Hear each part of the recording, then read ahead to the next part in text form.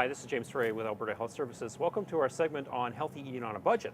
We're in the Westside Save on Foods with student dietitian Jasmine Sharunas, and today we're going to talk about meats and meat alternatives. But before we do that, let's talk about some basic tips that consumers can use for healthy eating on a budget.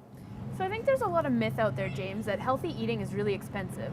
But really, if you follow a few simple tips, it can be quite a bit cheaper and more affordable.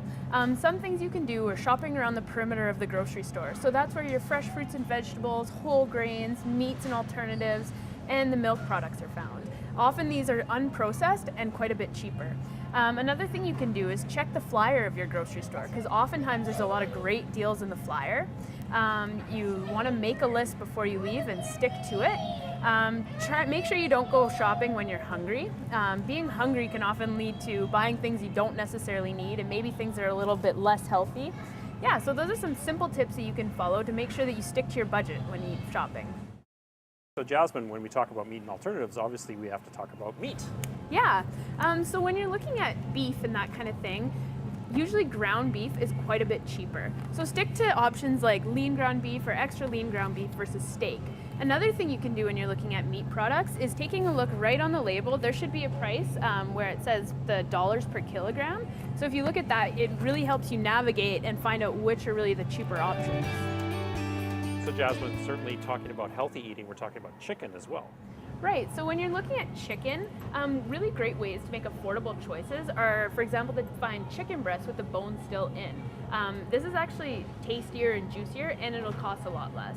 Another great tip is buying rotisserie chickens. So these rotisserie chickens tend to be really affordable, and you can use them in things like sandwiches instead of the luncheon meats, because luncheon meats usually are a lot more expensive and a lot higher in salt.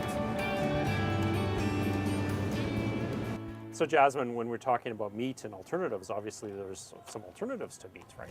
Right, so there's some things out there that'll give you a great source of protein without actually having to eat the meat, which can tend to be a lot more expensive. So things like beans and chickpeas are a lot cheaper than meat, and they also are a great source of protein and iron. Another thing is tofu. Tofu is a really great source of protein, and a great way that you can absorb more of this iron from these vegetable sources can be to have some vitamin C with it. So try having maybe like a citrus fruit or tomatoes or peppers and that kind of thing, and those will help you absorb all of the iron in these non-meat sources of protein.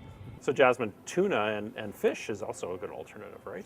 Right, so tuna and fish, or tuna and salmon and that kind of thing are great sources of protein and good alternates to beef and chicken and all those things that we're usually hearing about. Canada's Food Guide actually recommends that you get 2 servings of fish per week. Canned fish is a great alternative to the fresh stuff because it has all the same nutrients in it, but it tends to be a lot cheaper. Before we close today, are there any final tips that people should be aware of when they're buying meat and meat alternatives on a budget? Yeah, so I think the really important things are to stay away from the more processed things like marinated chicken and that kind of thing, and just opting for the more raw and natural things. Another great thing is to try to be vegetarian a couple days a week. So having things like tofu and beans and chickpeas are great sources of protein, and they're a lot more affordable. The other thing is, trying to get those 2 servings of fish in a week. Great. Thanks very much, Jasmine. Join us again next week when we have another segment on healthy eating on a budget at the Westside Save on Foods.